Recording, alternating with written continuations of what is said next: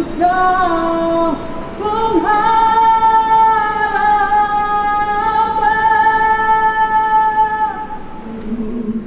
Tuhan Raja mulia, mulia. Hanya satu-satunya harapan dalam hidupku, ya Yesus, Kau pengharapan.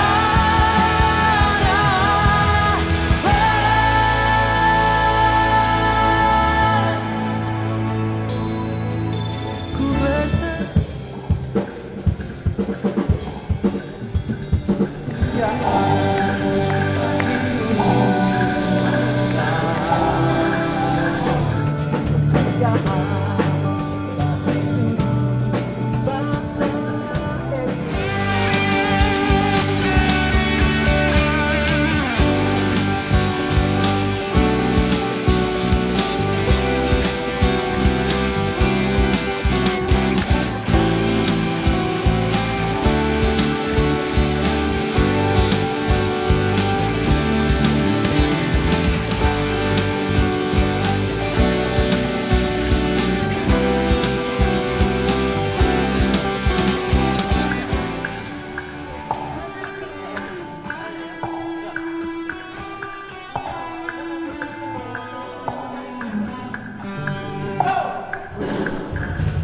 Sebab dia punya highlight sini sudah batik dan dia kena lengkap tadi sudah saja punya teaser punya.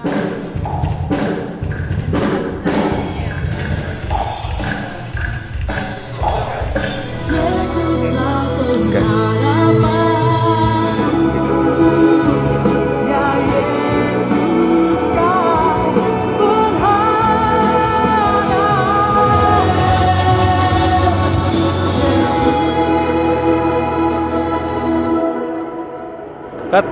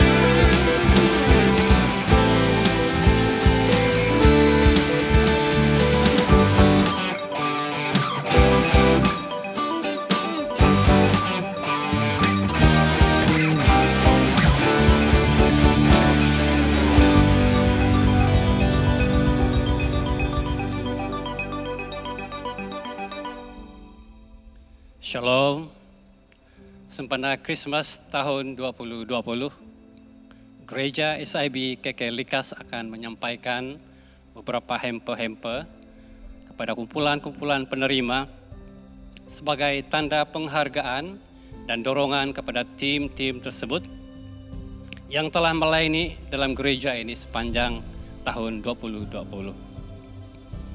Kumpulan yang pertama adalah kumpulan staf gereja SIB KK Likas yang terdiri daripada para pastor, para staf kerani dan juga staf sokongan, kumpulan pengawal keselamatan, dan juga guru-guru staf Tadika Saga.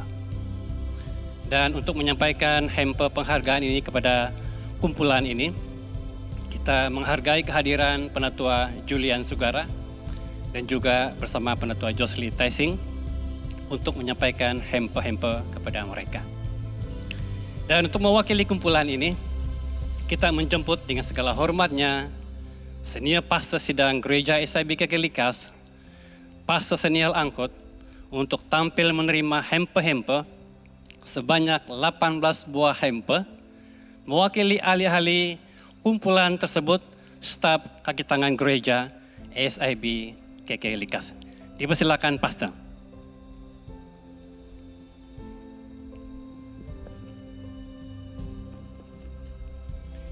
Baik, itu dia. Terima kasih, puji Tuhan. Terima kasih, Pastor. Dan seterusnya, kumpulan penerima yang kedua adalah ahli-ahli kumpulan pelayanan multimedia dan pujian penyembahan Gereja SIB KK Likas. Mereka telah bertungkus lumus dalam mengendalikan ibadah-ibadah online sepanjang tahun PKP tahun ini. Penghargaan yang tidak terhingga kita berikan kepada tim ini, baik secara individu maupun secara berkumpulan, atas sumbangan pelayanan yang tidak mengira penat lelah, masa yang digunakan untuk menjayakan acara-acara ibadah online gereja. Kesemua mereka akan menerima masing-masing satu hamper setiap seorang. Tetapi untuk mewakili kumpulan ini, kita mempersilakan Saudara Adrian Thomas tampil ke depan untuk mewakili kesemua ahli-ahli menerima hamper. Dipersilakan Saudara Adrian Thomas.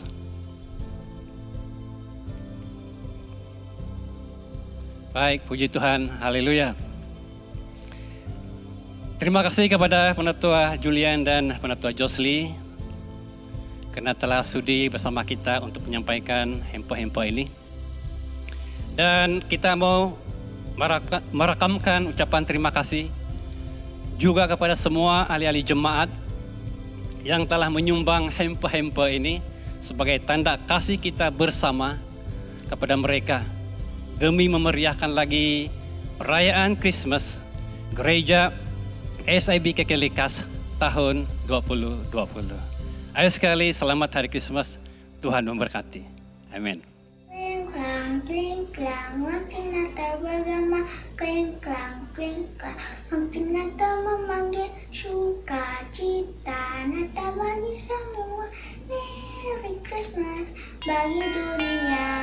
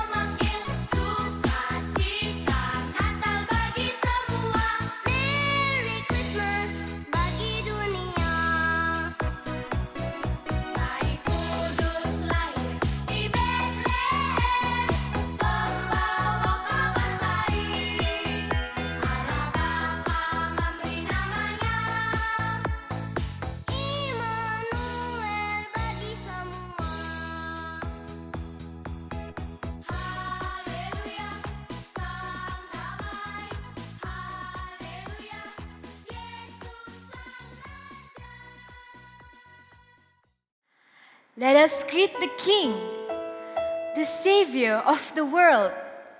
Every tribe, nation, and people together to welcome Him.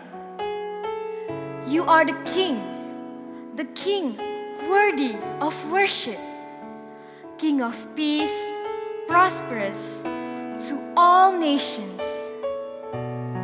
Jesus is hope, life giver to all of us, hope for the whole world. Jesus is hope. I surrender to Him, the only hope in my life. Yes, Jesus, you are our hope.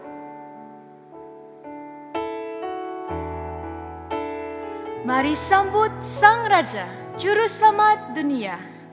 Setiap suku, kaum, dan bangsa bersama menyambut Dia. Engkaulah Raja, Raja yang layak untuk disembah.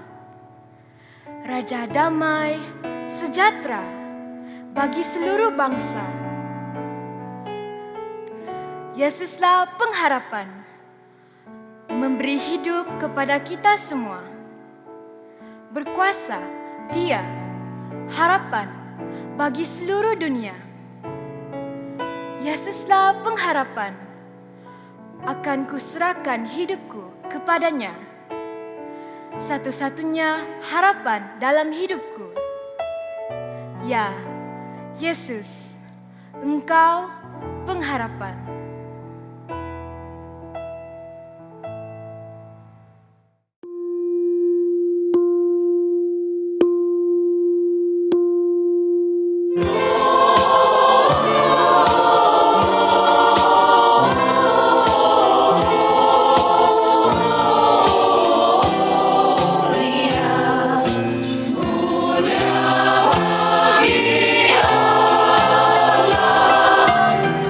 Oh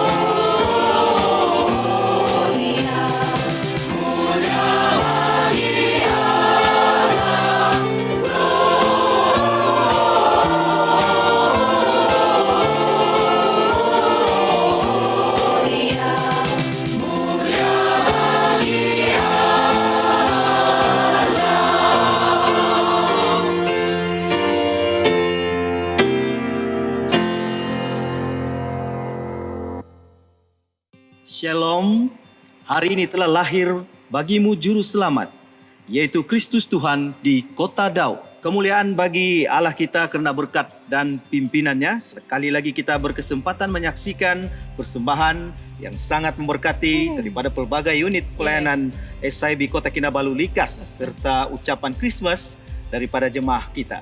Sekali lagi bersama kami berdua, saya Nika Endi. Saya Marta untuk sisi kedua kebaktian Christmas melalui ibadah online dari SIB Kota Kinabalu Likas. Meskipun tahun ini kita merayakan Christmas dalam norma baru, ia tidak menghalang kita untuk terus memuji dan menyembah Dia. Karena Yesuslah harapan bagi setiap orang yang percaya dan berharap kepadanya. Amin. Yesuslah harapan. Tema sambutan Christmas kita pada tahun ini mengajak kita untuk terus kuat dan bersandar kepadanya, walau apapun keadaan yang kita hadapi. Mari jemaat Tuhan, kita mulakan ibadah pagi ini dengan doa yang akan dipimpin oleh Penetua Josli Taisi. Selepas itu, kita akan terus bersama tim pujian dan penyembahan serta mendengar message Christmas yang akan disampaikan oleh Pastor Senial Angkut. Shalom, selamat pagi dan selamat Hari Natal kepada semua jemaat dimanapun Anda berada. Pada pagi ini kita akan merayakan Christmas untuk tahun ini. Dan kita mau mengucap syukur kepada Tuhan kerana pimpinannya untuk kita sepanjang tahun ini. Sehingga pada hari ini kita diberikan kesempatan untuk merayakan Christmas. Jemaat yang dikasihi dalam nama Tuhan Kristus, mari kita berdoa. Bapa kami yang di sorga, pada pagi ini kami datang kepadamu. Kami menaikkan pujian syukur kami kepadamu ya Tuhan. Karena kasih-Mu dan anugerah-Mu kepada kami, Engkau sudah memimpin kami sepanjang tahun ini. Dan pada pagi ini Tuhan, Engkau berikan kami kesempatan untuk menikmati dan merayakan hari kelahiran-Mu di dunia 2000 tahun yang lalu ya Tuhan Yesus Kristus. Terima kasih, kami mau menaikkan ucapan syukur kami ini kepada-Mu ya Tuhan Yesus Kristus. Sebelum kami mulakan acara ini Tuhan, terlebih dahulu kami mau berdoa dan menyerahkan ke dalam tangan-Mu ya Tuhan, semua jemaat dimanapun mereka berada pada pagi ini ya Tuhan Yesus Kristus. Kami juga mendoakan untuk para petugas, pemusik, penyanyi, pemimpin, dan pengkhotbah ya Tuhan Yesus Kristus. Engkau urapi mereka Tuhan, pakai mereka Tuhan Yesus Kristus, supaya melalui acara pada pagi ini Tuhan Yesus, mereka, kami umat-Mu diberkati ya Tuhan, supaya nama Tuhan yang ditinggikan dan dimuliakan. Kami berdoa ya Tuhan Yesus Kristus, supaya sekiranya ada di antara kami yang merasa terbeban, yang merasa terasing, yang merasa tidak diperlukan, yang merasa terkecuali ya Tuhan Yesus. Pada pagi ini Tuhan kami berdoa lewat daripada firman-Mu itu Tuhan Yesus, yang menyatakan bahwa Engkaulah harapan kami. Engkau yang memperdulikan kepada kami siapapun kami ya Tuhan. Apapun persoalan kami Tuhan, Engkaulah pengharapan kami ya Tuhan Yesus. Karena itu Tuhan, pada pagi ini kami mendoakan untuk setiap umat-Mu dimanapun mereka berada, supaya saat mereka mengikuti acara ini, mendengar firman-Mu Tuhan, kuasa Roh Kudus bekerja di dalam hati mereka Tuhan, supaya yang putus asa Engkau berikan pengharapan, yang susah hati Engkau berikan penghiburan ya Tuhan Yesus Kristus. Terima kasih Tuhan, karena kami percaya bahwa pada hari ini, hari di mana kami mengingati akan kelahiran Tuhan di dunia ini, dan terlebih kelahiran Yesus di dalam hati kami masing-masing. Terima kasih Tuhan, terpujilah Engkau, dan ini doa kami Tuhan Yesus, yang kami mohon dan pinta hanya di dalam nama Tuhan Yesus Kristus, Tuhan dan Juru Selamat kami. Amin.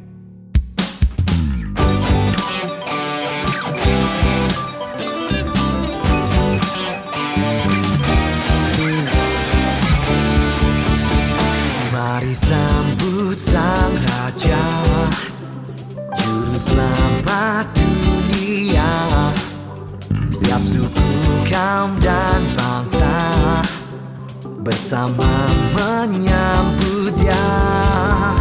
Mari sambut Sang Raja, Juru Selamat dunia. Setiap suku, kaum dan bangsa bersama menyambut Dia. Sorak-sorai sukacita bergema, telah datang Sang Penebus dunia. Kesukaan bagi seluruh bangsa. Yesus Kristus Tuhan Raja mulia.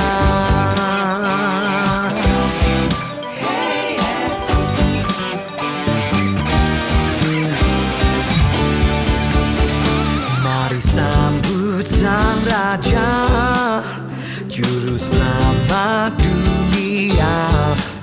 Setiap suku, kaum dan bangsa bersama menyambut Dia. Sorak-sorai sukacita bergema, telah datang Sang Penebus dunia.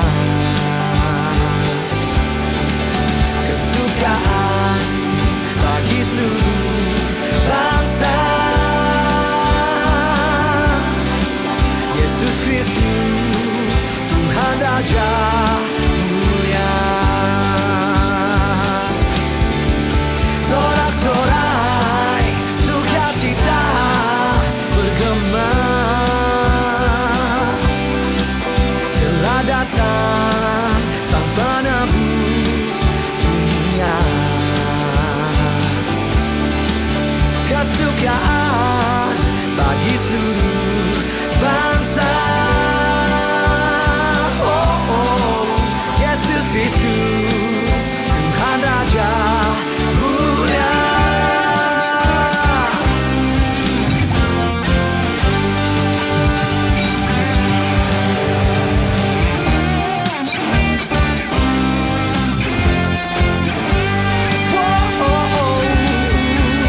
Sorak-sorai sukacita bergema,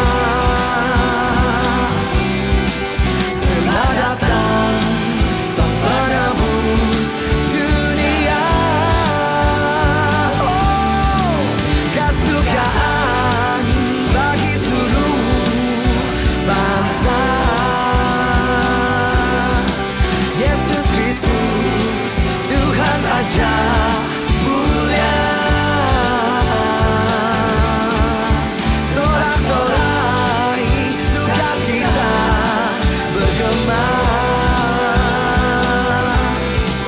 telah datang Sang Penebus dunia. Kesukaan bagi seluruh bangsa. Yesus Kristus Tuhan Raja mulia.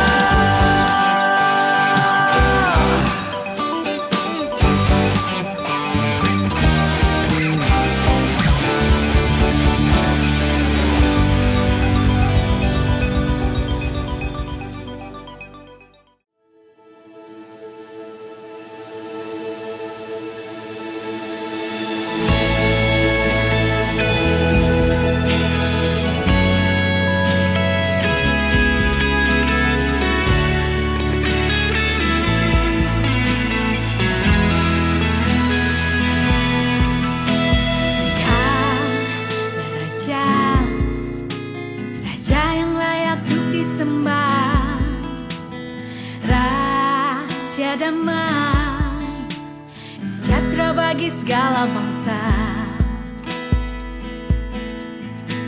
Engkaulah Raja, Raja yang layak untuk disembah, Raja damai, sejahtera bagi segala bangsa. Yang terpuji, layak ditinggikan samanya, saya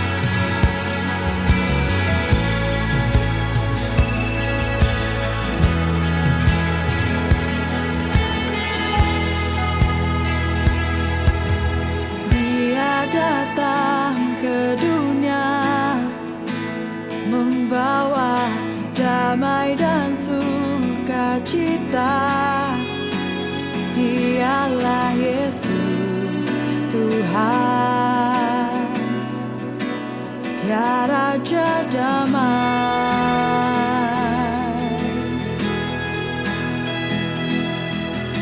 memberi hidup yang kekal, selalu menyertai hidupku. Dialah Yesus Tuhan, Dia Immanuel. Yesuslah pengharapan, memberi hidup kepada kita semua. Berkuasa, Dia harapan bagi seluruh dunia. Yesuslah pengharapan, kan ku berserah kepadanya. Satu-satunya harapan dalam hidupku. Ya Yesus, Kau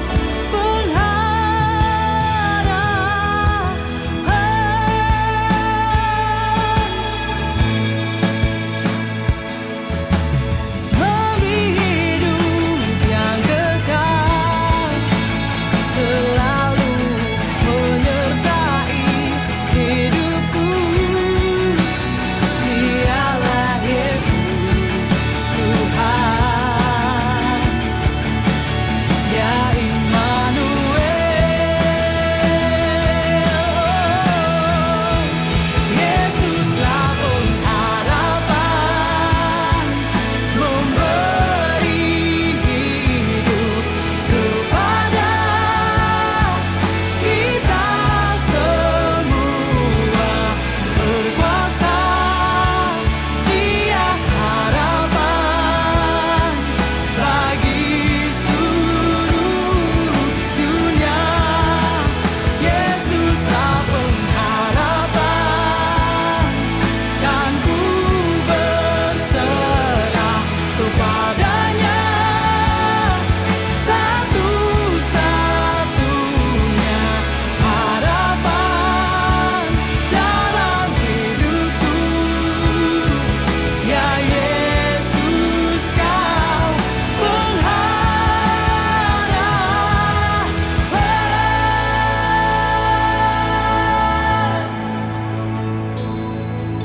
Ku berserah penuh, ku berserah penuh. Dia Immanuel, Yesus besertaku. Ku berserah penuh, ku berserah penuh. Dia Immanuel, Yesus besertaku.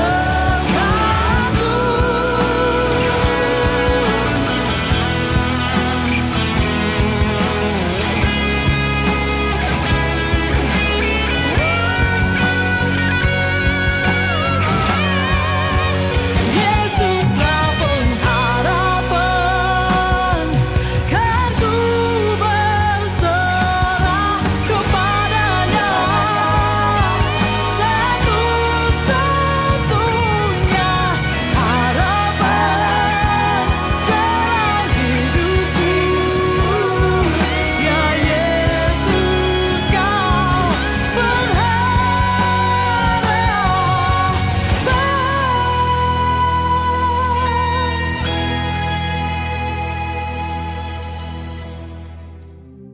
Shalom, selamat pagi, selamat bertemu dalam kasih Tuhan kita, Yesus Kristus.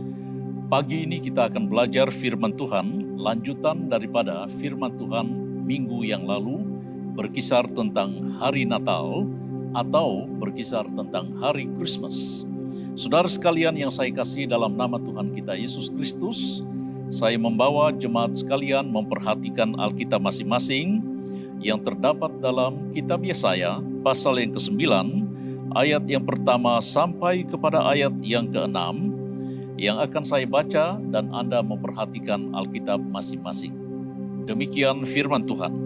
Ayat yang pertama, Yesaya pasal 9, bangsa yang berjalan di dalam kegelapan telah melihat terang yang besar, mereka yang diam di negeri kekelaman, atasnya terang telah bersinar. Engkau telah menimbulkan banyak sorak-sorak dan sukacita yang besar, mereka telah bersukacita di hadapanmu, seperti sukacita di waktu panen, seperti orang bersorak-sorak di waktu membagi-bagi jarahan. Sebab kuk yang menekannya dan gandar yang di atas bahunya serta tongkat si penindas telah kau patahkan seperti pada hari kekalahan Midian. Sebab setiap sepatu tentara yang berderap-derap dan setiap jubah yang berlumuran darah akan menjadi umpan api. Sebab seorang anak telah lahir untuk kita, seorang putra telah diberikan untuk kita.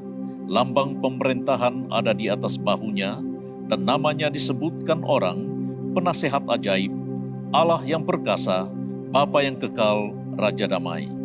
Besar kekuasaannya dan damai sejahtera tidak akan berkesudahan di atas takhta Daud dan di dalam kerajaannya, karena ia mendasarkan dan mengokohkannya dengan keadilan dan kebenaran dari sekarang sampai selama-lamanya. Kecemburuan Tuhan semesta alam akan melakukan hal ini. Jemaat Tuhan, mari kita tunduk bersama dan saya pimpin kita dalam doa yang kedengaran. Kami datang ke hadirat-Mu ya Allah, bersyukur untuk pagi hari yang Kau telah berikan kepada kami. Saat di mana kami belajar akan kebenaran firman Tuhan, biarlah kuasa Roh Kudus menaungi kami, menjamah hati kami, memberikan hati yang haus dan dahaga akan kebenaran firman Tuhan. Segala kuasa-kuasa kegelapan yang coba mengganggu-gugat, mengacau bilaukan pengertian kami tolak semuanya dalam nama Tuhan Yesus Kristus. Biar kuasa Roh Kudus-Mu menaungi kami dari mula sampai akhirnya firman Tuhan diberitakan. Dan hamba-Mu yang berbicara, jamah lidah hati dan pikiran hamba, sehingga firman Tuhan disampaikan selaras dengan kehendak Tuhan, dan nama-Mu dipermuliakan, jemaat-Mu diberkati. Di dalam nama Tuhan Yesus, kami telah berdoa. Amin. Jemaat Tuhan yang saya kasih dalam nama Tuhan kita, Yesus Kristus. Hari ini merupakan hari yang selalu disebut sebagai Natal atau Christmas. Tidak kurang orang yang mempersoalkan istilah itu. Di mana satukah istilah yang tepat? Sama ada Christmas ataupun Natal. Ada yang berkata Natal, ada pula yang berkata Christmas. Sebenarnya, kalau kita merujuk sejarah penggunaan istilah ini, kedua-duanya saling melengkapi. Natal yang berasal daripada Des Natalis, yang bermaksud hari kelahiran. Christmas pula menunjukkan kepada hari memperingati tentang kelahiran Tuhan Yesus Kristus. Nah, saudara sekalian yang saya kasih dalam nama Tuhan kita Yesus Kristus, kedua istilah ini sebenarnya berkesinambungan. Des Natalis atau istilah Natal sudah digunakan oleh orang Kristen pada abad ketiga sebelum abad keempat. Kemudian abad keempat sampailah sekarang ini, kita selalu menyebut Christmas. Dan semuanya itu menunjukkan istilah dan maksud yang sama. Saudara sekalian yang saya kasih dalam nama Tuhan kita Yesus Kristus, istilah tidak begitu penting untuk diingati, dihafal, atau direnung. Tetapi kisah dalam istilah tersebut itulah yang membuahkan pengertian yang sesungguhnya, menimbulkan suatu renungan untuk orang-orang yang percaya kepada Tuhan demi mempertajamkan imannya kepada Tuhan yang disembah. Ayat yang baru kita baca sebentar tadi sebenarnya mengungkitkan tentang istilah yang telah saya sebut sebentar tadi. Coba kita lihat pada ayat yang kelima. Dikatakan, sebab seorang anak telah lahir untuk kita. Saya ulang baca ayat itu, sebab seorang anak telah lahir untuk kita, seorang putra telah diberikan untuk kita. Lambang pemerintahan ada di atas bahunya, dan namanya disebutkan orang penasehat ajaib, Allah yang perkasa, Bapa yang kekal, Raja damai. Ayat ini memperingatkan kepada kita tentang suatu kisah yang dilalui dan dialami oleh bangsa Israel pada zaman Nabi Yesaya. Kelahiran seorang anak yang disebut di sini adalah menunjuk kepada seorang juru selamat yang juga dapat kita sebut sebagai juru selamat yang telah dijanjikan. Sejarahnya sebenarnya sangat panjang sekali, tapi kita ringkaskan. Dan untuk mengerti penekanan Nabi Yesaya dalam catatannya, kita perlu mengetahui latar belakang penulisannya. Kitab Yesaya ditulis oleh Nabi Yesaya sendiri sekitar tahun 700 hingga 680 sebelum Masehi, bertemakan hukuman dan keselamatan. Mengapa demikian? Sebab latar belakang orang Israel pada waktu itu penuh dengan persoalan yang besar, di mana kitab ini dibagikan kepada 3 bagian yang besar, sehingga kita mengerti sejarah kehidupan orang Israel. Pergumulan-pergumulan yang mereka telah lalui, persoalan-persoalan yang pada akhirnya menimbulkan hukuman, dan mereka berada dalam suatu penantian. Apakah ada pengharapan di tengah-tengah penantian itu? Pasal pertama sampai pasal yang ke-39, menurut rumusan para ahli teolog, ini disebut sebagai proto-Yesaya, yang mengesahkan tentang keberadaan hidup orang Israel pada waktu itu, yang selalu menentang kehendak Tuhan, dan akhirnya Tuhan mengizinkan suasana atau kehidupan orang Israel ketika itu dilanda musibah. Musuh berada di sekeliling mereka, dan musuh yang terbesar yang mereka alami dan tempuhi adalah negara jiran mereka sendiri, yaitu Asyur, yang memukul kalah, yang pada akhirnya menimbulkan kekecewaan besar dalam kehidupan bangsa Israel. Bagian yang kedua, pasal 40 hingga pasal yang ke-55, mengesahkan tentang kehidupan orang Israel yang berada dalam pembuangan di Babel. Ketika itu mereka diperbudakan, dijadikan hamba, kemudian mereka merenung nasib bangsa mereka ke hadapan. Apakah masih ada harapan? Pasal yang ke-56 hingga pasal yang ke-66, hal ini mengesahkan tentang masa di mana orang Israel berada di Yerusalem. Mereka menempuh suasana yang baru karena tiba di tanah yang dijanjikan. Kemudian mereka berhadapan dengan norma hidup yang baru, cara hidup yang baru. Benarkah hidup mereka di hadapan Tuhan ataupun sebaliknya? Mereka juga berhadapan dengan isu-isu keadilan, dan mereka harus bertungkus lumus untuk membawa nasib bangsa ini ke hadapan Tuhan dengan memurnikan ibadah mereka. Nah, bagian yang kedua itu disebut Deutero Yesaya, dan bagian yang ketiga itu disebut Tritoro Yesaya. Nah, ketiga bagian ini saling melengkapi sejarah bangsa Israel di zaman Yesaya. Yesaya mencatat kisah orang Israel pada ketika itu. Namun, kita akan mempelajari dan mengoreksi lebih banyak waktu pada pasal yang ke-9, ayat pertama sampai ayat yang ke-6, yang berkait rapat dengan renungan orang-orang Kristen di seluruh dunia sekarang ini, yaitu berkaitan dengan Natal atau Christmas. Sebab itu saudara sekalian yang saya kasih dalam nama Tuhan Yesus, kembali kepada tema yang telah kita dengar pada malam kemarin, yaitu tema Natal mengutarakan satu istilah, Yesuslah harapan. Dari kata harapan bermakna kita membayangkan suatu nasib bangsa yang dirundung malang. Apakah masih ada harapan? Tema ini secara langsung menjawab, Yesuslah harapan. Di balik daripada jawaban ini, yang akhirnya menjadi suatu tema, apakah kisah yang dialami oleh bangsa Israel? Untuk itu saya membawa jemaat Tuhan sekalian untuk merenung bangsa Israel di zaman Yesaya. Pasal 9 ayat 1 sampai ayat yang ke-6 mengungkit suatu situasi yang sangat hibah sekali, yang akan saya bagikan kepada 3 bagian besar untuk mengetahui dan untuk mencari tahu mengapa tema ini diutarakan. Yesuslah jawaban. 3 perkara besar yang dilalui oleh bangsa Israel ketika itu. Yang pertama adalah bangsa Israel yang berada di tanah Yehuda ketika itu mengalami suatu tentangan yang sangat hebat sekali.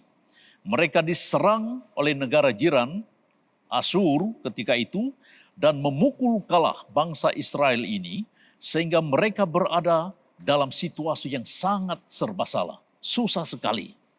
Mereka kalah dalam peperangan, sehingga akhirnya mereka kehilangan pengharapan.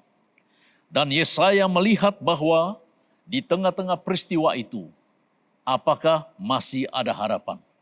Kalau bangsa ini dikalahkan oleh musuh, hanya satu yang dapat mereka bayangkan. Mereka akan ditawan, dijadikan hamba abdi, kemudian mereka akan kehilangan status bangsa. Sangat malang sekali. Saudara sekalian yang saya kasih dalam nama Tuhan kita Yesus Kristus. Tetapi di sudut pandang Nabi Yesaya, ia melihat bahwa ancaman yang terbesar bagi bangsa Israel ketika itu bukan Asyur, bukan isu peperangan, bukan isu siapa yang ditawan. Tapi Yesaya melihat ancaman yang terbesar bagi bangsa Yahudi ketika itu adalah dosa orang Israel sendiri. Ancaman yang membuat mereka akhirnya ditinggalkan Tuhan buat seketika waktu. Ancaman ini sebenarnya adalah ancaman yang memunahkan harapan orang Israel. Sebab itulah Yesaya berkali-kali memperingatkan kepada mereka harus kembali kepada Allah. Harus datang kembali kepada Allah. Nah, saudara sekalian yang saya kasihi dalam nama Tuhan Yesus, dapat kita bayangkan kalau sekiranya kita berada dalam medan pertempuran atau peperangan, kita berhadapan dengan musuh, membawa suatu hasrat untuk menghapus dan menentang mati-matian pihak musuh. Akhirnya kita pula yang dikalahkan. Di situ kita akan membayangkan nasib bangsa kita sendiri. Ada banyak movie ataupun tayangan film yang dilakukan semula dalam dunia perang yang kedua. Saya melihat Asia Tenggara suatu ketika dulu ditawan oleh negara Jepun. Dan ada banyak negara yang ditawan oleh mereka sekitar Asia Tenggara, termasuklah tempat kita dan negara jiran, Indon dan juga Filipina dan beberapa di negara yang lain, sama-sama menyebut bahwa menjadi tawanan perang berada dalam situasi yang paling sukar sekali. Datu saya pernah bekerja dengan tentara Jepun ketika itu. Mereka disuruh menjadi buruh paksa, melakukan ini, melakukan itu, dan sebagainya. Seandainya mereka tidak menuruti arahan, mereka akan didenda atau didera. Sangat sengsara sekali, makanan terlalu sedikit. Kebebasan untuk melakukan sesuatu sesuai dengan nilai budaya masing-masing hilang sama sekali. Bahasa mereka juga harus ditukar. Komunikasi dengan para tentara-tentara Jepun ketika itu harus belajar bahasa mereka, budaya mereka, malah menggunakan mata uang mereka, dan segala-galanya harus belajar situasi yang baru. Sangat sengsara sekali. Apatah lagi kalau kita merenung bangsa Israel ketika itu berada di bawah tawanan Asyur. Mereka menjadi hamba. Mereka tidak punya harapan lagi. Dan kalau kita kembali kepada kisah Sadrak, Mesak, dan Abednego, mereka harus belajar bahasa asing, meninggalkan budaya mereka, malah nama mereka sendiri pun mereka harus tukar, dan mereka melupakan status bangsa mereka. berada dalam paksaan yang sungguh. Saudara sekalian yang saya kasih dalam nama Tuhan kita, Yesus Kristus. Yesaya melihat semuanya ini berlaku karena dosa orang Israel itu sendiri. Akhirnya, yang kedua, Yesaya memberikan amaran kepada bangsa Israel. Sudah dikalahkan, diberikan amaran lagi. Tetapi amaran ini bukan suatu paksaan, tapi amaran ini merupakan suatu tunjuk ajar kepada mereka supaya mereka bertobat. Bukan sekadar berubat, tapi bertaubat. Maksudnya berpaling dari diri sendiri kepada Allah yang telah mengutus atau telah memilih mereka. Yesaya memberi amaran kepada mereka, jika mereka tidak bertobat, mereka akan menempuh atau ditimpa malapetaka. Dan itu adalah kata-kata Yesaya kepada bangsa Israel ini. Apakah bangsa ini mendengar amaran atau nasihat Yesaya? Ternyata pada ketika itu mereka mendengar amaran-amaran dalam bentuk khotbah, dalam bentuk nasihat, dalam bentuk pandangan dan sebagainya. Tidak kurang bangsa Israel yang marah. Tadi saya katakan sudah dikalahkan, diberi amaran lagi. Dan situasi ini sangat tidak menyenangkan. Tetapi jauh ke dalam lubuk hati Yesaya, ia memberikan amaran kepada bangsa Israel untuk bertobat sebenarnya ke arah suatu harapan yang penuh. Suatu harapan yang dirindukan, suatu harapan yang dinantikan. Itulah kerinduan Yesaya. Apakah bangsa Israel mendengar amaran itu? Ternyata apabila kita membaca kisah orang Yahudi atau orang Israel pada zaman Yesaya, tidak kurang yang menolak. Tidak kurang yang mencaci maki Yesaya. Tetapi ada segelintir yang mendengar dan mengikuti serta mentaati. Jemaat Tuhan yang saya kasih dalam nama Tuhan kita, Yesus Kristus. Bukankah situasi kita juga hampir sama seperti bangsa Israel? Mungkin kita berpikir bahwa kita tidak akan bertemu dengan musuh dari bangsa Asyur. Kita tidak akan berperang. Kita tidak akan dijadikan hamba. Tapi tanpa sadar, iblis dengan pengaruh halusnya telah coba menawan pemikiran kita. Telah coba merosakkan hati nurani orang-orang Kristen khususnya untuk melupakan Tuhan dengan kemajuan yang ada. Malah dengan penderitaan yang dialami sekarang ini, kita coba mencari solusi masalah kehidupan dengan pengetahuan yang ada, kemudahan yang ada, teknologi yang ada, yang pada akhirnya merebut iman orang Kristen. Tetapi firman Tuhan memberikan kita amaran.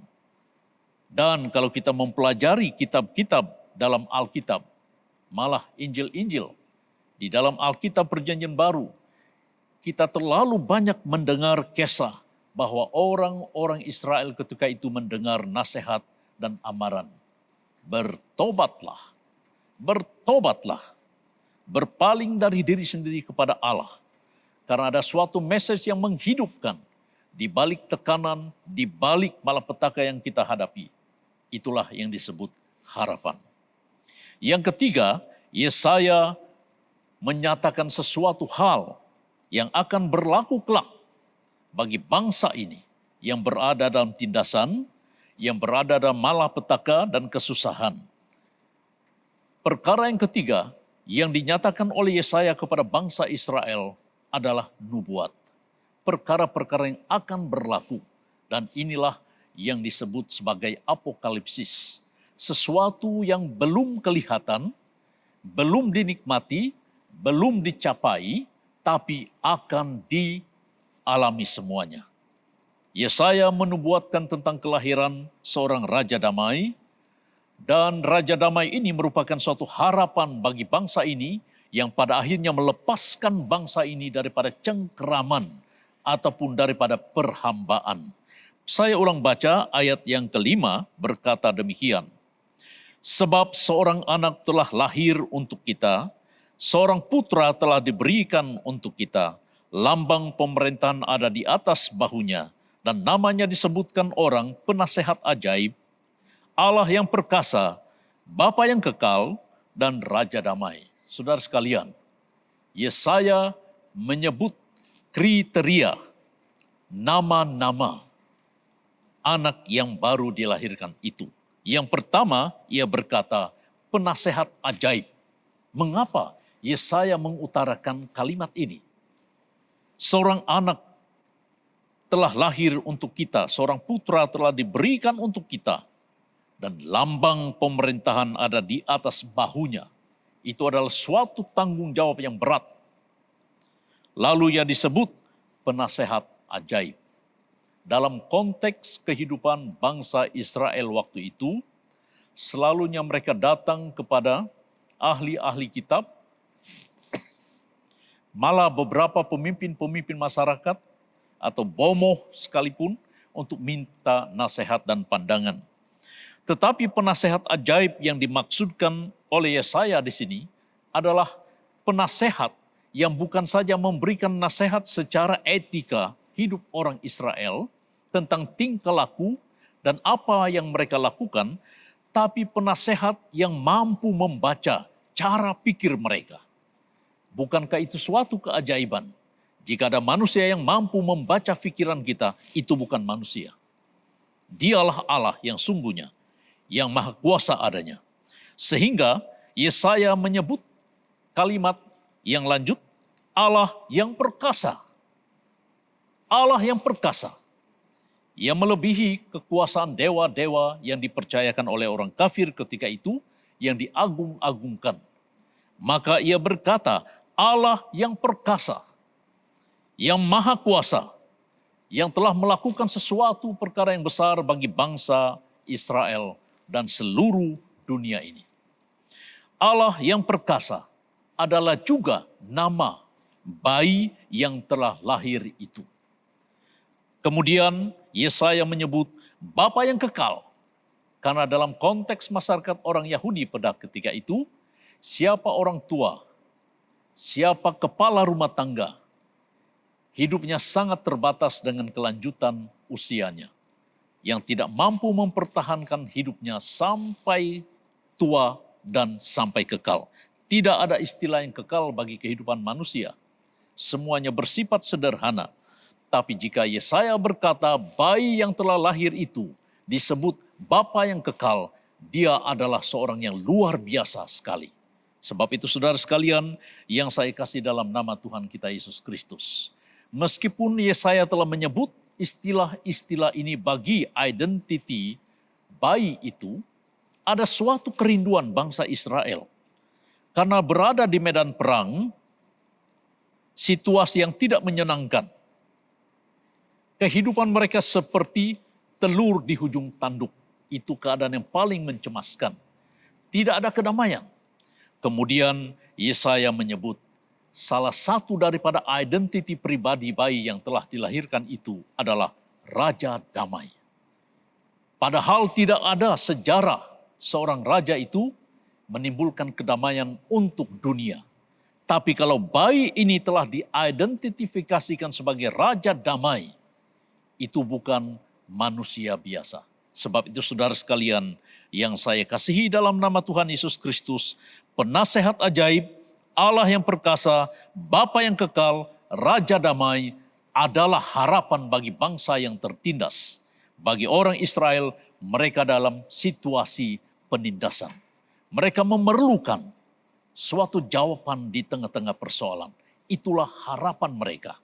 Jemaat Tuhan yang saya kasihi, dalam nama Tuhan kita Yesus Kristus, Yesaya menubuatkan kelahiran Sang Raja Damai bagi bangsa Israel, dan hal itu telah direalisasikan di dalam ayat firman Tuhan yang telah kita baca berulang-ulang kali dalam Injil Lukas. Injil Lukas pasal yang pertama, pasal yang kedua, ayat yang ke-8 bermula daripada ayat yang pertama sampai kepada ayat yang ke-20.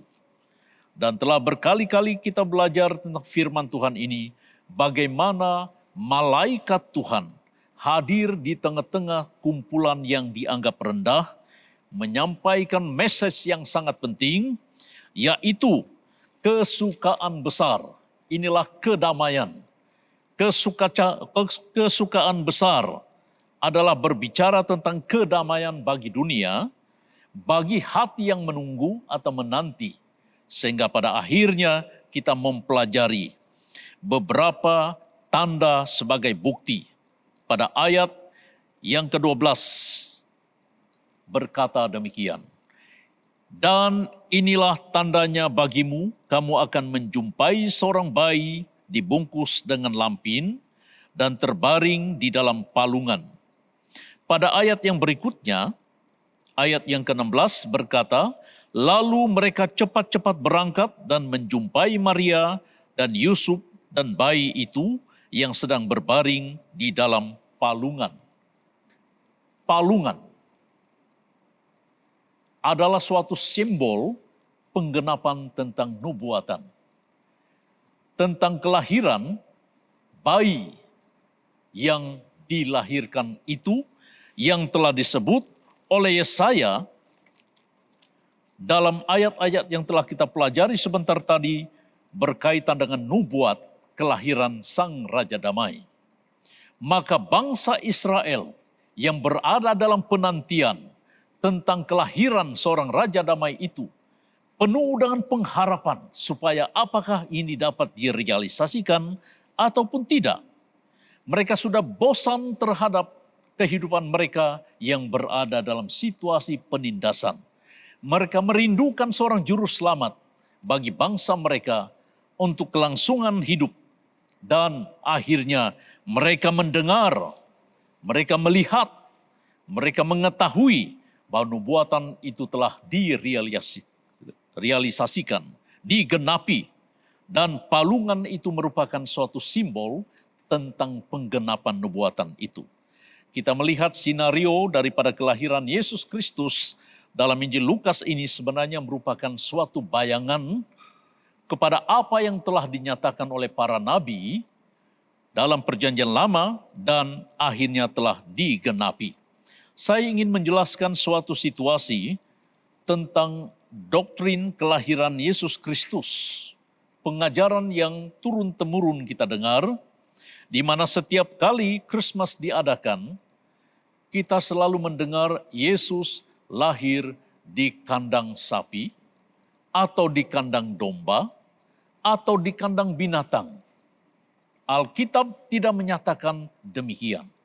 Alkitab hanya menyatakan bahwa Yesus lahir dan diletakkan di dalam palungan. Nah, ingin saya jelaskan kepada Anda sekalian, mengapa Yesus berada dalam palungan. Palungan itu adalah sebuah seperti kotak kayu untuk makanan binatang. Tapi dalam konteks kelahiran Yesus, Yesus diletakkan di palungan, tempat makanan hewan yang sebenarnya sudah tidak digunakan untuk menyuap atau memberi makan binatang. Ternyata ketika itu mereka singgah di suatu tempat penginapan, dan tempat penginapan itu disebut dalam bahasa Yunani kataluma. Kataluma itu adalah tempat semacam gua, persinggahan orang yang berziarah. Bangsa Israel, orang Yahudi adalah bangsa penziarah. Sekurang-kurangnya sejarah mencatat orang Israel pergi ke Yerusalem 3 kali dalam setahun. Dan apabila mereka berziarah ke Yerusalem, mereka akan senantiasa mencari tempat penginapan.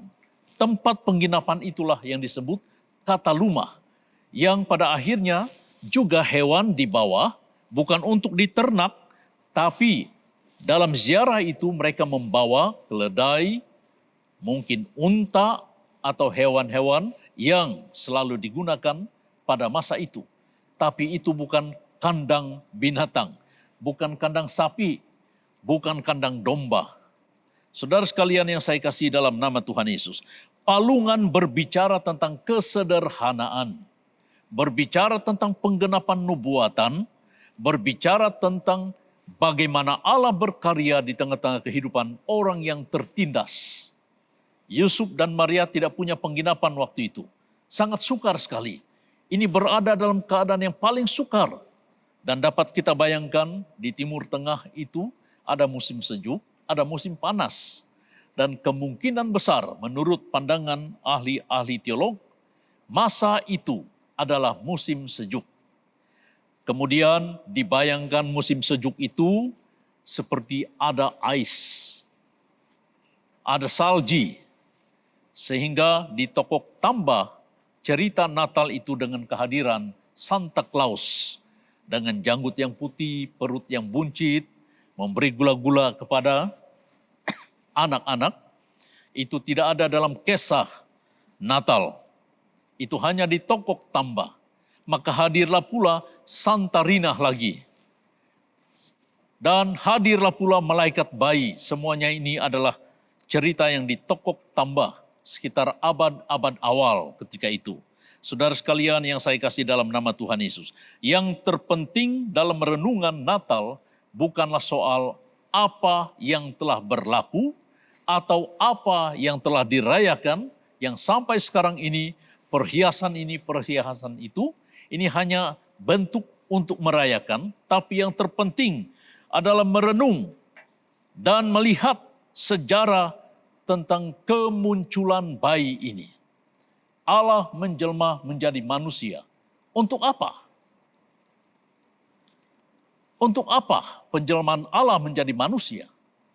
Saudara sekalian yang saya kasih dalam nama Tuhan Yesus. Hanya satu, karena kasihnya kepada manusia, ia sanggup berkorban.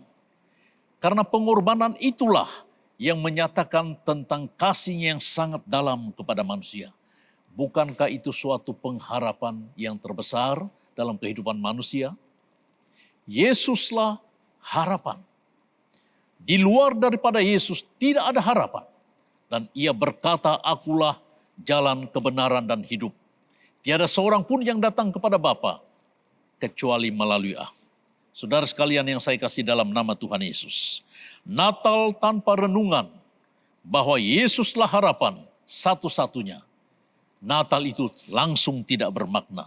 Natal tanpa renungan tentang penyelamatan.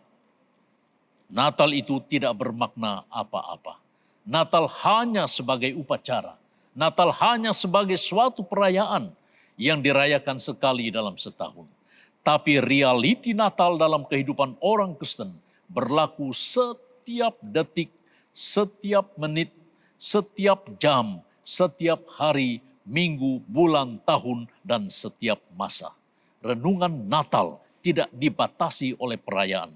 Renungan tentang Natal adalah berlaku dalam kehidupan manusia setiap kali seperti apa yang telah diperingatkan Yesaya kepada bangsa Israel. 3 perkara. Yang pertama, Yesaya melihat ancaman terbesar dalam kehidupan bangsa orang Israel adalah dosa mereka. Dan hal itu juga merupakan ancaman bagi orang-orang sekarang ini. Siapapun yang menggelar dirinya manusia, ancaman terbesar dalam kehidupan manusia adalah dosa. Yang kedua, Yesaya memberikan amaran kepada bangsa Israel. Jika mereka tidak bertobat, mereka akan ditimpa malapetaka. Dan hal itu juga masih kontekstual sampai sekarang ini. Jika kita tidak bertobat, Tuhan mengizinkan malapetaka dalam kehidupan kita. Sebab itu banyak keputusasaan yang berlaku dihadapi oleh manusia. Dan Yesaya juga memperingatkan kepada bangsa Israel, lalu yang menyampaikan nubuatan. Di balik daripada penindasan apa yang saya katakan sebentar tadi, akan lahir seorang Raja Damai yang merupakan harapan bagi dunia. Yesuslah harapan. Saudara sekalian, mempertimbangkan 3 perkara ini, Anda sedang berada dalam renungan Natal, sehingga Anda akan mengerti dan mengetahui bahwa satu-satunya harapan dalam kehidupan manusia hanyalah Yesus Kristus. Amin. Tuhan memberkati. Mari kita tunduk bersama. Kami datang kepadamu ya Bapa, bersyukur untuk renungan firman Tuhan yang berbicara tentang Yesuslah harapan. Kami mengoreksi firman-Mu dari zaman Yesaya yang telah memperingatkan kepada bangsa Israel bahwa mereka berhadapan dengan suatu ancaman yang besar, yaitu dosa mereka sendiri. Kami juga belajar bahwa Yesaya memberikan peringatan kepada bangsa Israel, jika mereka tidak bertobat, mereka akan ditimpa oleh malapetaka. Hal itu sangat kontekstual dengan kehidupan kami, bahkan manusia zaman kami. Jika kami tidak bertobat daripada kesalahan kami, dosa-dosa kami, maka Tuhan akan izinkan malapetaka dan kesusahan dalam kehidupan kami. Tapi Tuhan juga memperingatkan kepada kami lewat nubuatan yang telah disampaikan Yesaya kepada bangsa Israel, bahwa di tengah-tengah penindasan, cengkraman, dan tekanan hidup, akan lahir seorang yang disebut Raja Damai, dan ialah yang merupakan harapan bagi kami. Maka iman kami tertuju dan mengetahui harapan itu hanya di dalam Yesus Kristus yang telah lahir, muncul, hidup bersama dengan manusia, menderita sebagai manusia, mati di kayu salib, bagi menebus kami daripada kuasa dosa. Yesuslah harapan. Kami merenungi peristiwa Natal dengan mata iman kami, bahwa Yesuslah harapan. Kami aplikasikan firman Tuhan dalam kehidupan kami, biarlah nama Tuhan diagungkan tinggi di dalam dan melalui hidup kami, dan jemaat-Mu diberkati bersama. Ini doa yang kami panjatkan hanya di dalam nama Allah Bapa, Anak dan Roh Kudus, dan semua jemaat yang percaya sama-sama katakan amin. Sampai di sini firman Tuhan. Shalom, Tuhan memberkati. Haleluya, kemuliaan bagi Allah yang maha tinggi. Terima kasih tim pujian penyembahan serta message Christmas yang disampaikan oleh Pastor Seniel, dan Tuhan memberkati kita semua. Seterusnya, kita akan mendengar ucapan penangguhan sambutan perayaan Christmas SIB Kota Kinabalu yang akan disampaikan oleh pengurusi Christmas kita, Deacon Jaini Sabin. Dipersilahkan. Salam dan salam damai dalam Kristus pada semua umat Tuhan, Jemaat SIB KK Likas, juga kepada seluruh umat Kristen yang sedang menyambut perayaan Christmas, tanda memperingati kelahiran, kedatangan Allah ke dunia yang pertama. Christmas membawa damai dan harapan yang besar bagi umat manusia. Kebanyakan jemaat, baik di rumah maupun yang berkesempatan bersekutu dalam gereja, akan menyalakan lilin. Tanda kegembiraan menyambut kelahiran Tuhan Yesus Kristus yang diperingati oleh umat Kristen di seluruh dunia pada setiap 25 Desember. Christmas bukan sekedar perayaan, tetapi menjadi satu pegangan dalam kehidupan seharian dan membuatkan hati dan batin kita merasa aman, damai, dan tentram. Yesus lahir ke dunia untuk membuat terang damai, sekaligus membawa perubahan dalam semua aspek kehidupan manusia. Justru itu, mari bertekun mendengar Tuhan berbicara. Setiap kita akan memiliki pengharapan yang pasti. Bukan lagi sebuah teka-teki atau misteri, melainkan sebuah kepastian yang sangat pasti karena kita mendapatkannya daripada Roh Allah sendiri yang penuh kuasa. Sebab itu saudara-saudara kasih dalam Yesus Kristus, mari kita ambil firman Tuhan dalam 1 Korintus 13 ayat 3 yang menyatakan kasih mengarahkan iman dan pengharapan. Iman tanpa kasih pada Tuhan akan berakhir dengan iman yang mati, dan harapan tanpa kasih pada Tuhan adalah sia-sia. Kasih kita kepada Tuhanlah yang menyebabkan kita terus berharap akan persatuan dengan Tuhan di tengah-tengah setiap penderitaan dan kesulitan yang kita alami sekarang. Marilah kita jadikan kasih sebagai modal utama guna menggantungkan seluruh iman dan harapan untuk meraih kepastian di dalam kuasa Yesus Kristus. Akhir sekali, saya selaku pengurusi perayaan Christmas bagi tahun 2020 memohon maaf atas kelemahan pengurusan, terutama melibatkan komunikasi kerja serta pengurusan perbelanjaan keperluan sepanjang persiapan perayaan pada semua jemaat SIB KK Likas. Jadikan perayaan Krismas sebagai penyejuk dalam kehidupan bermasyarakat, membawa terang, damai, dan perubahan demi kemajuan bersama seperti Yesus Kristus yang dalam kehidupan dan pelayanannya di muka bumi selalu membawa damai dan pengharapan bagi semua orang, terutama mereka yang lemah dan tidak berdaya. Amin. Terima kasih Dekan Jaini Sabin. Seterusnya kita beralih kepada doa wang persembahan khas untuk tabung misi penginjilan SIB Sabah dan doa berkat yang akan dipimpin oleh Pastor Jerry Boy.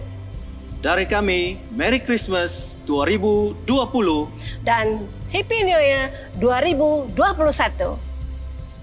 Jemaat Tuhan yang saya kasihi, tiba saatnya pada pagi ini kita akan mengambil masa maupun bagian untuk memberi yang terbaik melalui wang persembahan khusus kita pada pagi ini kepada pelayanan misi penginjilan SIB Sabah. Saya percaya melalui pemberian kita pada pagi ini, setiap pelayanan maupun juga setiap badan pelayanan SIB Sabah secara khususnya, misi penginjilan SIB Sabah akan berjalan dengan lancar dan nama Tuhan kita Yesus Kristus dimuliakan dan jemaat Tuhan diberkati. Jemaat Tuhan boleh salurkan uang persembahan khusus ini dalam akaun gereja yang tertera dalam skrin Anda masing-masing. Mari kita berdoa. Segala puji dan syukurnya kami panjatkan kepadamu ya Bapa. Kami mensyukuri atas kebaikan-Mu, bahkan juga kami mensyukuri atas firman-Mu yang telah mendorong kami, bahkan menguatkan kami pada pagi ini. Terima kasih Bapa karena firman-Mu telah memotivasikan kami, firman-Mu telah memberikan kami satu kekuatan, bahkan juga satu kebenaran, bahwa Engkaulah satu-satunya sumber pengharapan kami sebagai orang yang percaya. Kami berdoa ya Bapa bagi hamba-Mu, secara khususnya Pastor Sanel, bila kiranya Tuhan memberkati dia, baik dalam pelayanan, baik di dalam keluarganya juga, bahkan juga baik di dalam setiap kehidupannya, ia diberkati oleh Tuhan. Demikian juga Bapa pada pagi ini, kami mengambil bagian secara khususnya untuk memberikan secara khusus uang persembahan bagi pelayanan misi penginjilan SIB Sabah. Kami percaya ya Bapa melalui pemberian secara khusus ini, kami percaya pelayanan Tuhan yang percayakan khususnya SIB Sabah itu akan berkembang, bahkan juga itu akan dimuliakan maupun diagungkan nama Tuhan secara khususnya. Bapa, bila kiranya jemaat-Mu yang memberi kesempatan pada pagi ini, kami percaya Tuhan akan memberkati mereka. Demikian juga Tuhan bagi mereka secara khususnya tidak berkesempatan pada hari ini, Tuhan memberkati mereka. Dan kami percaya pada masa akan datang mereka juga akan memberkati maupun juga memberikan sumbangan secara khusus mereka dari jemaat Tuhan maupun juga pelayanan misi penginjilan SIB Sabah. Biarlah kiranya Bapa, kami terus didorong, kami terus dikuatkan, bahkan kami terus diteguhkan melalui setiap pemberian yang kami berikan pada pagi ini. Jemaat Tuhan yang saya kasihi, seorang anak telah lahir untuk kita, seorang putra telah diberikan untuk kita. Lambang pemerintahan ada di atas bahunya, dan namanya disebut orang, Penasihat Ajaib, Allah yang perkasa, Bapa yang kekal, Raja Damai. Karena itu jemaat Tuhan yang saya kasihi, terimalah berkat ini, bahwa Tuhan memberkati engkau dan melindungi engkau. Tuhan menyinari engkau dengan wajahnya dan memberikan engkau kasih karunia. Tuhan menghadapkan wajahnya kepadamu dan memberikan engkau damai sejahtera. Jemaat Tuhan, mari kita sama-sama menerima berkat ini dan sama-sama katakan, amin. Tuhan memberkati dan selamat hari Natal dan Tahun Baru. Shalom.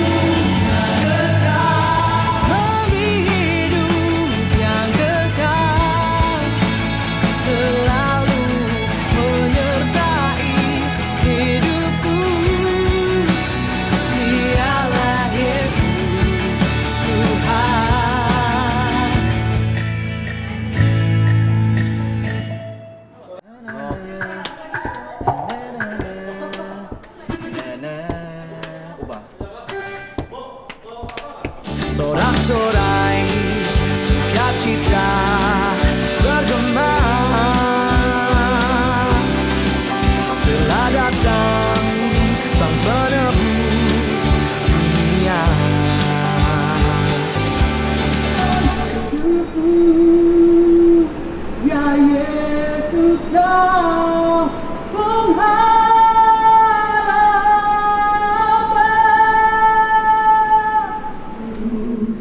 Tuhan Raja mulia, mulia.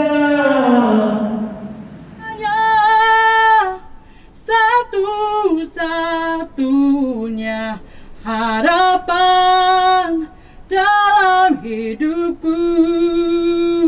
Ya Yesus kau pengharapan.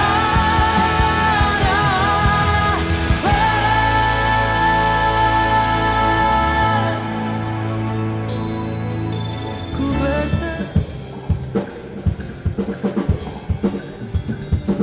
Ya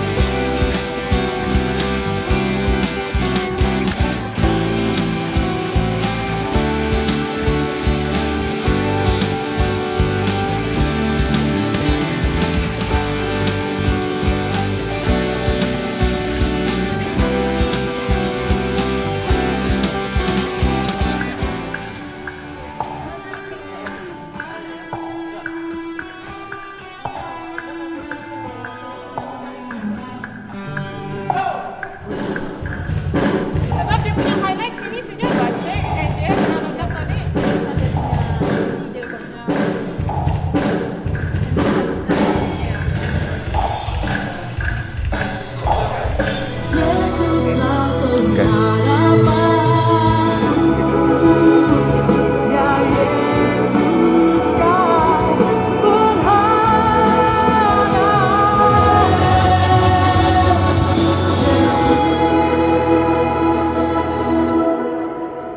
Cut.